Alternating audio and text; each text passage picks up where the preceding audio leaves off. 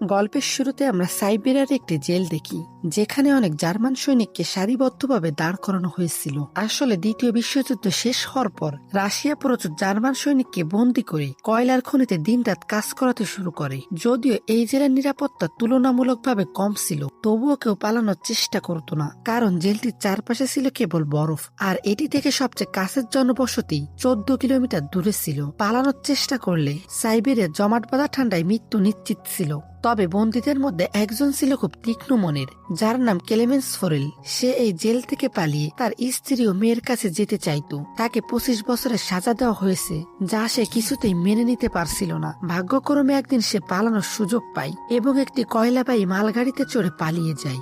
জেলের বাইরে এসে খোলা আকাশে তারা দেখে সে আনন্দে মেতে ওঠে, কিন্তু এই আনন্দ বেশিক্ষণ স্থায়ী হলো না। কিছুক্ষণ পর মালগাড়িটি থামানো হয় এবং ক্লেমেন্স বাইরে উকি দিতেই একজন রুশ সৈন্য বন্দুক তাক করে তার সামনে এসে দাঁড়ায়। দুর্ভাগ্যবশত ক্লেমেন্স ধরা পড়ে এবং পালানোর অপরাধে তাকে একটি খোলা সেলে বন্ধ করে রাখা হয়। প্রচন্ড শীত ও রাতের বৃষ্টিতে ক্লেমেন্সের অবস্থা খারাপ হয়ে যায়। তাকে কয়েক ঘন্টা নয়, বরং টানা 2 দিন ওই সেলে রাখা হয়। 2 দিন পর সকালে জেলের ওয়ার্ডেন তার কাছে এসে তাকে সেল থেকে বের করে দেয়। ওয়ার্ডেন তাকে কোনো নির্যাতন না করে কেবল বলে, তোমার সাথীরা অধীর আগ্রহে তোমার জন্য অপেক্ষা করছে। ক্লেমেন্স যখন তার সহবন্দীদের দেখে, তখন তারা লাঠি আর ডান্ডা নিয়ে তার অপেক্ষায় ছিল। তারা ক্লেমেন্সের উপর অত্যন্ত ক্ষুব্ধ ছিল, কারণ তার পালানোর কারণে গত 2 দিন ধরে তাদের না খাইয়ে রাখা হয়েছিল। ওয়ার্ডেনের কথা তখন ক্লেমেন্সের কাছে স্পষ্ট হয়। তাকে দেখা মাত্রই বাকি বন্দীরা তার উপর ঝাঁপিয়ে পড়ে এবং তাকে নির্মমভাবে মারধর করে। মারপিটে ক্লেমেন্স এত আহত হয় যে তাকে জেলের হাসপাতালে ভর্তি করতে হয়। এই জেলে ডাক্তারও ছিল একজন জার্মান বন্দী। জ্ঞান ফেরার পর ক্লেমেন্স ডাক্তারকে বলে যে সে আরেকবার পালানোর চেষ্টা করতে চায় এবং তার সাহায্য প্রয়োজন। ক্লেমেন্সের সাহস দেখে ডাক্তার অবাক হয়ে যায়। সে এত কিছু সহ্য করার পরও হার মানতে প্রস্তুত নয়। ডাক্তার তাকে বোঝান যে এই জেল থেকে জীবিত পালানো অসম্ভব, আর যদি সে পালিয়ে যায় বাইরে তীব্র শীতে মারা যাবে। কিন্তু ডাক্তার এও বলেন যে যদি সে না পালায় তবে তার মৃত্যু নিশ্চিত, কারণ কয়লার খনিতে কার্বনের পরিমাণ এতটাই বেশি যে তা শরীরের ক্ষতি করে এবং ক্যান্সারের মতো মারাত্মক রোগ সৃষ্টি করে। তাই ডাক্তার ক্লেমেন্সকে শেষবারের মতো পালানোর চেষ্টা করতে উৎসাহিত করেন। ডাক্তার তার গরম জামা কাপড়, জুতো এবং প্রয়োজনীয় সমস্ত জিনিস ক্লেমেন্সকে দিয়ে দেন। তিনি তাকে এও জানান যে রুশ সৈন্যরা তাদের খাবার রেল লাইনের কাছে লুকিয়ে রাখে। এর পাশাপাশি তিনি ক্লেমেন্সকে আত্মরক্ষার জন্য একটি বন্দুকও দেন। আসলে ডাক্তার নিজেও পালানোর জন্য এসব জিনিস আগে থেকেই গুছিয়ে রেখেছিলেন, কিন্তু 1 সপ্তাহ আগে তিনি জানতে পারেন যে তিনি ক্যান্সারের রোগী এবং তার হাতে 1 মাসের বেশি সময় নেই। তিনি ক্লেমেন্সকে একটি টিফিন বক্স দিয়ে বলেন যে যদি সে বেঁচে যায় তবে যেন তার পরিবারের কাছে এটি পৌঁছে দিয়ে বলে যে তিনি আর বেঁচে নেই। সেই রাতে ক্লেমেন্স আবারও পালিয়ে যায়, তবে এবার মালগাড়ির পরিবর্তে সে হেঁটে পালানোর সিদ্ধান্ত নেয়। রুশ সৈন্যরা তাকে ধরে ফেলার ভয়ে সে সারা রাত হাঁটার পরও সকালেও চলতে থাকে। সকালে ওয়ার্ডেন যখন জানতে পারে যে ক্লেমেন্স পালিয়ে গেছে, তখন সে সোজা ডাক্তারের ঘরে যায়, কিন্তু তার পৌঁছানোর আগেই ডাক্তার আত্মহত্যা করেন, কারণ তিনি জানতেন যে ক্লেমেন্সের পালানোর খবর শুনে ওয়ার্ডেন তাকে নির্মমভাবে নির্যাতন করে মারবে। এরপর ওয়ার্ডেন অনেক রুশ সৈন্যকে ক্লেমেন্সের সন্ধানে পাঠায় এবং তাকে জীবিত ধরে আনার নির্দেশ দেয়। তবে কয়েকদিনের অনুসন্ধানের পরও ক্লেমেন্সের কোনো খবর পাওয়া যায় না। ক্লেমেন্সের সৌভাগ্য ছিল যে তুষারপাতের কারণে তার পায়ের ছাপ মুছে যাচ্ছিল, যার ফলে তাকে খুঁজে বের করা কঠিন হয়ে পড়ে। সবাই ধারণা করতে শুরু করে যে ক্লেমেন্স এই শীতে জমে মারা গেছে, কিন্তু ওয়ার্ডেন মানতে রাজি ছিলেন না, কারণ তিনি জানতেন যে ক্লেমেন্স খুবই শক্তিশালী এবং সে সহজে হার মানবে না। তাই তিনি অনুসন্ধান চালিয়ে যাওয়ার নির্দেশ দিন। অন্যদিকে ক্লেমেন্স প্রচন্ড উদ্দীপনার সাথে তুষারঝড় পেরিয়ে এগিয়ে যাচ্ছিল। জেল থেকে পালানোর 9 দিন পর হঠাৎ সে কুকুরের ডাক শুনতে পায়। পেছনে ফিরে তাকানোই সে একটি সেলেসকে তার দিকে আসতে দেখে। সে পালানোর আগে সেলেসটি তার পাশ দিয়ে এগিয়ে যায়। তখনই ক্লেমেন্সের ঘুম ভেঙে যায় এবং সে বুঝতে পারে যে সে স্বপ্ন দেখছিল। আসলে ক্লেমেন্স গত 9 দিন ধরে হেঁটে চলছিল এবং তার খাবারও শেষ হয়ে গিয়েছিল। ক্ষুধা ও ক্লান্তির কারণে তার পক্ষে এগিয়ে যাওয়া কঠিন ছিল, তবুও সে হাল ছাড়েনি এবং কোনো মতে চলতে থাকে। এভাবে কয়েকদিন চলার পর ক্ষুধায় সে অজ্ঞান হয়ে যায়। কয়েক ঘন্টা পর যখন তার জ্ঞান ফেরে, সে আশেপাশে একটি অদ্ভুত শব্দ শুনতে পায়। তখনই সে একটি সিল মাছ দেখতে পায়, যা দেখে তার চোখ ঝলসে ওঠে। সে সাথে সাথে তার বন্দুক বের করে এবং সমস্ত শক্তি দিয়ে লক্ষ্য স্থির করার চেষ্টা করে, কিন্তু ক্লান্তি ও দুর্বলতার কারণে তার নিশানা ভুল হয়ে যায় এবং সিল মাছটি পালাতে শুরু করে। ক্লেমেন্স কয়েকদিন পর বেঁচে থাকার একটি ক্ষীণ আশা পেয়েছিল। এই সুযোগ সে হাতছাড়া করতে চায়নি। সে সঙ্গে সঙ্গে সিল মাছটির পিছু ধাওয়া করে, কিন্তু দৌড়ানোর সময় বরফ ভেঙে সে পানিতে পড়ে যায় এবং তার পায়ে আঘাত লাগে। আহত হওয়া সত্ত্বেও সে সিল মাছটির পিছু ছাড়ে না। ক্লেমেন্স যখন গুলি চালাতে যাচ্ছিল তখন সিল মাছটি একটি পাথরের পিছনে লুকিয়ে পড়ে। ক্লেমেন্স আরো এগিয়ে যায় এবং সিলটিকে আবার দেখতে পায়। সিল মাছটি পানিতে যাওয়ার আগে ক্লেমেন্স তার শেষ গুলিটি চালায় এবং সৌভাগ্যক্রমে সেটি লক্ষ্যে আঘাত করে। এই থেকে ক্লেমেন্স আনন্দে আত্মহারা হয়, কারণ এখন আর তার ভ্রমণের সময় খাবারের চিন্তা ছিল না। কয়েকদিন পর ক্লেমেন্স পেট ভরে খাবার খায় এবং একটু বিশ্রাম নিয়ে তার যাত্রা আবারও শুরু করে। এত লম্বা সময় ক্লেমেন্স ছিল একেবারে একা এবং চারপাশে বরফ ছাড়া আর কিছুই ছিল না। এই পরিবেশে তার মানসিক অবস্থা খারাপ হতে পারত, তাই সে নিজেই নিজের সাথে কথা বলতো এবং ইতিবাচক কথা বলে নিজেকে এগিয়ে যাওয়ার জন্য অনুপ্রাণিত করত।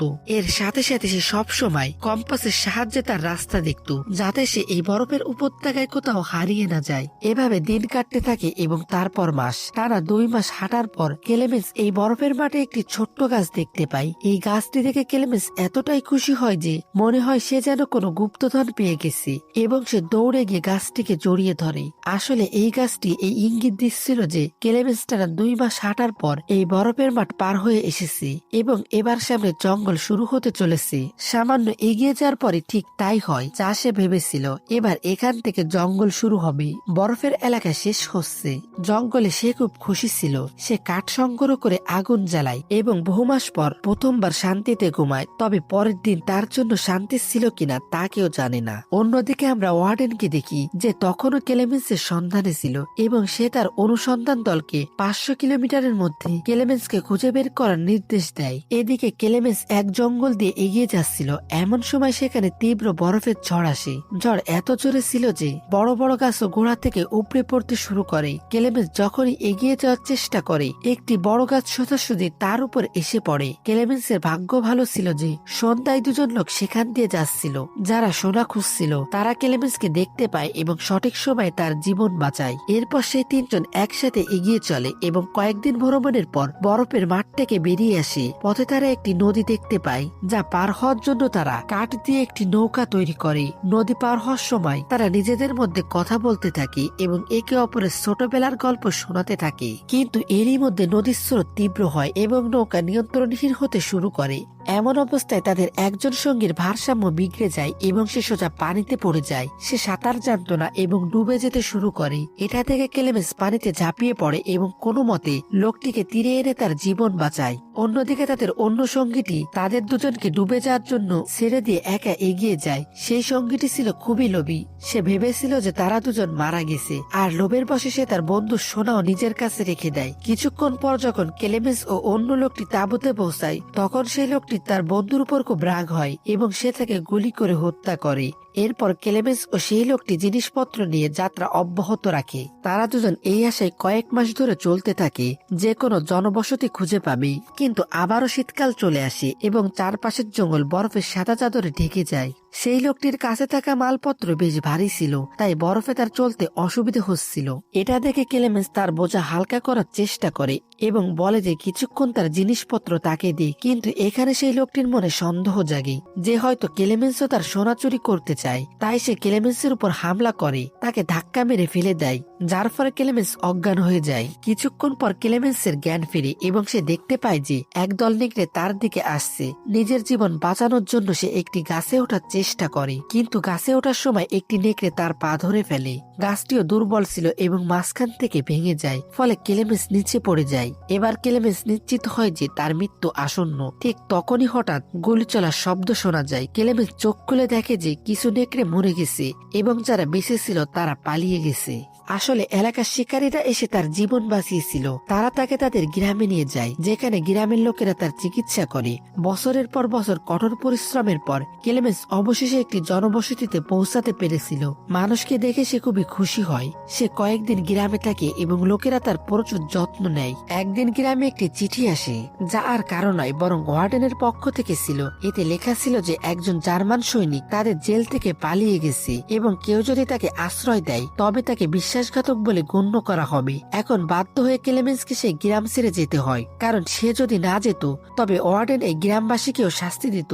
যাওয়ার আগে গ্রামের লোকেরা তাকে খাবার দাবার ও একটি শিকারী কুকুর দেয় এই দীর্ঘ সফরে ক্লেমেন্সের একজন সঙ্গীও জুটেছে, তাই এখন তার আর একাকিত্ব অনুভব হচ্ছিল না। তারা দুজন কয়েকদিন ধরে চলতে থাকে। পথে তারা একটি কাঠের কারখানা দেখতে পায় এবং কুকুরটি খাবারের সন্ধানে সেদিকে ছুটে যায়। ক্লেমেন্স তার কুকুরকে বাঁচাতে মিলের ভেতরে যায়। সেখানে কর্মীরা ক্লেমেন্সকে চিনতে পারে এবং তাকে মালিকের কাছে নিয়ে যায়। সেখানে গিয়ে ক্লেমেন্স মালিককে তার পুরো গল্প শোনায়, যা শুনে সবার ক্লেমেন্সের প্রতি করুণা হয়। তারা তাকে খাবার খাওয়ায় এবং জার্মানগামী ট্রেনে তুলে দেয়। ক্লেমেন্স খুশি ছিল যে সে শীঘ্রই তার বাড়িতে পৌঁছাবে, কিন্তু সে জানতো না যে মিলের মালিক তার খবর ওয়ার্ডেনকে জানিয়ে দিয়েছে। এখন ওয়ার্ডেন তার সৈন্যদের নিয়ে স্টেশনে তার জন্য অপেক্ষা করছিল, কিন্তু স্টেশনে পৌঁছানোর আগেই ক্লেমেন্স দূর থেকে রুশ সৈনিকদের দেখতে পায় এবং সুযোগ পেয়ে ট্রেন থেকে লাফ দিয়ে পালিয়ে যায়। তবে দুর্ভাগ্যবশত রুশ সৈন্যরা তাকে দেখে ফেলে এবং তার পিছু ধাওয়া করতে শুরু করে। ক্লেমেন্স দ্রুত রেল লাইন পার হয়, কিন্তু হঠাৎ তা জানি কোথা থেকে ওয়ার্ডেন সামনে এসে দাঁড়ায়। এটা থেকে ক্লেমেন্সের বুক কেঁপে ওঠে, কারণ তার মনে হয় তার এত বছরের পরিশ্রম বৃথা যেতে চলেছে। তবে ঠিক তখনই এমন কিছু ঘটল যার আশা ক্লেমেন্স নিজেও করেনি।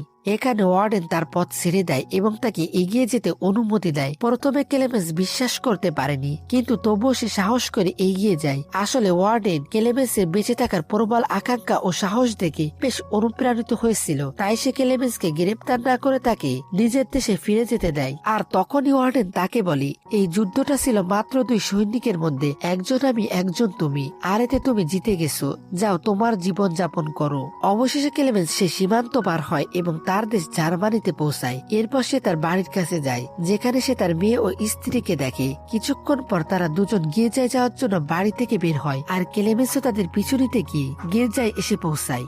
যদিও ক্লেমেন্স তখনও পর্যন্ত তার মেয়েকে ডাকেনি, কারণ তার আশা ছিল যে একদিন তার বাবা অবশ্যই আসবেন। যখন তার মেয়ে পেছন ফিরে তাকায়, তখন সে তার বাবাকে চিনতে পারে এবং দৌড়ে গিয়ে তাকে জড়িয়ে ধরে। এত বছর পর ক্লেমেন্সকে জীবিত দেখে তার স্ত্রীর আনন্দের কোনো সীমা ছিল না। অবশেষে তারা তিনজন একে অপরের গলা জড়িয়ে ধরে। এর সাথে সত্য ঘটনা অবলম্বনে তৈরি এই চলচ্চিত্রটি এখানেই শেষ হয়। আশা করি আজকের এই গল্প আপনাদের ভালো লেগেছে। এই গল্পটি আসলে as far as my feet will carry me 2001 নামে একটি জার্মান চলচ্চিত্রের উপর ভিত্তি করে তৈরি, যা ক্লেমেন্স ফ্রোলেন সাইবেরিয়া জেল থেকে পালানোর কাহিনী বর্ণনা করে। বন্ধুরা, গল্পটি আপনাদের কেমন লাগলো কমেন্টে জানাবেন।